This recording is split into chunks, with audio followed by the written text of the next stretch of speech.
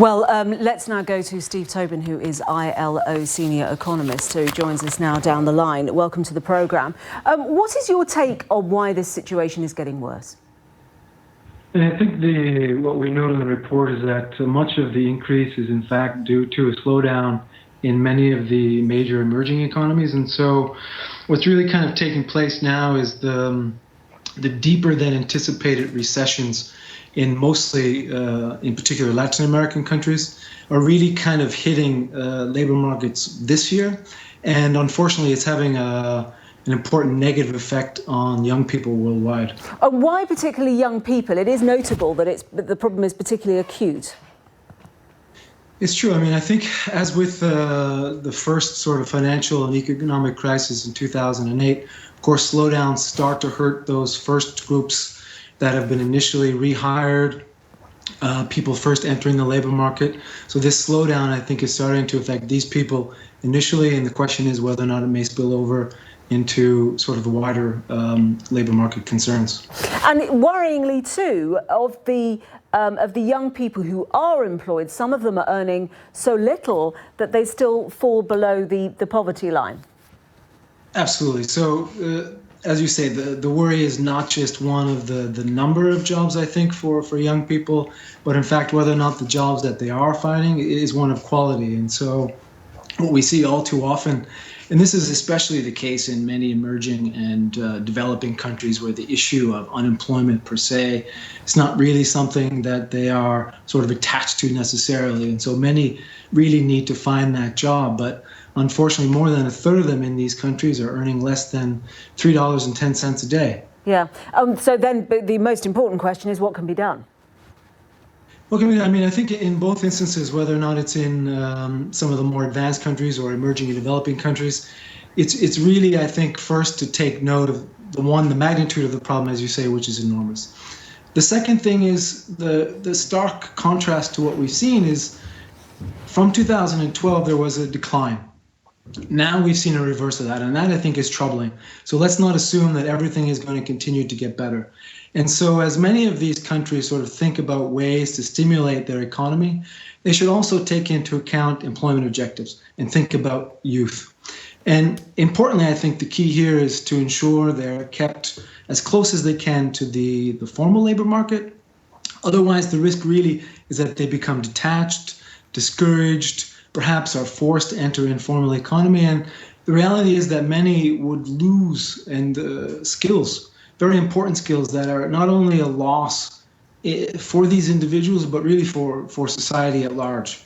Steve Tobin, thank you very much indeed. Thank you.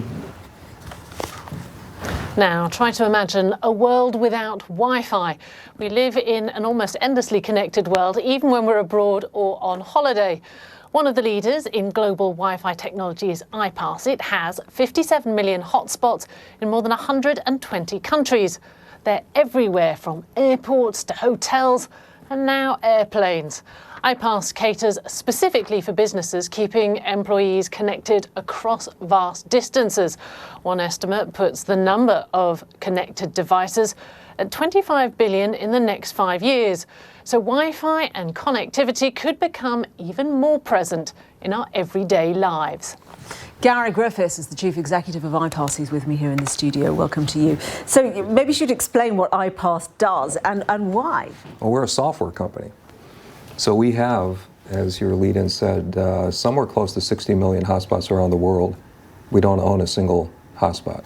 Who does? Well, about 200 of our network supplier partners, AT&T, Deutsche Telekom, British Telecom, Sky.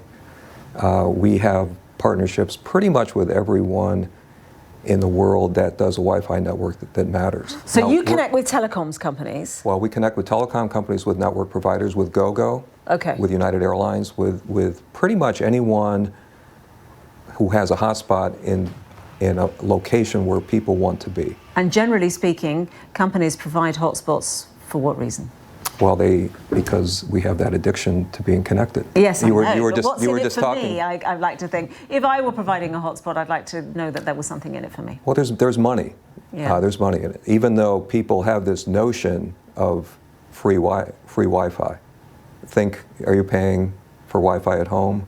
Are you paying for Wi-Fi when you get on an airplane? Are you paying for Wi-Fi when you're in a hotel? The answer is pretty much yes. So there's been a lot of investment made in Wi-Fi around the world because keeping people connected is a really big business. What we do, we're just a friend to all of those network providers because we make it easy for them to recover the investment they've made in their infrastructure. So our software makes it easy for our people, our customers, to connect any place in the world. And the good news is for you, presumably, that you can just keep going.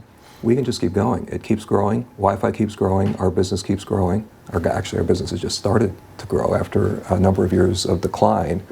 Why was there a decline then?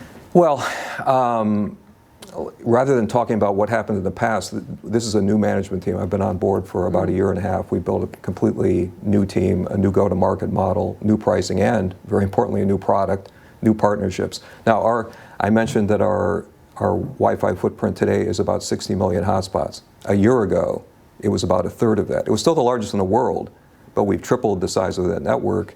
And even now, it's 60 million. It's got a lot of room to grow. We're not even started yet. Thank you very much indeed.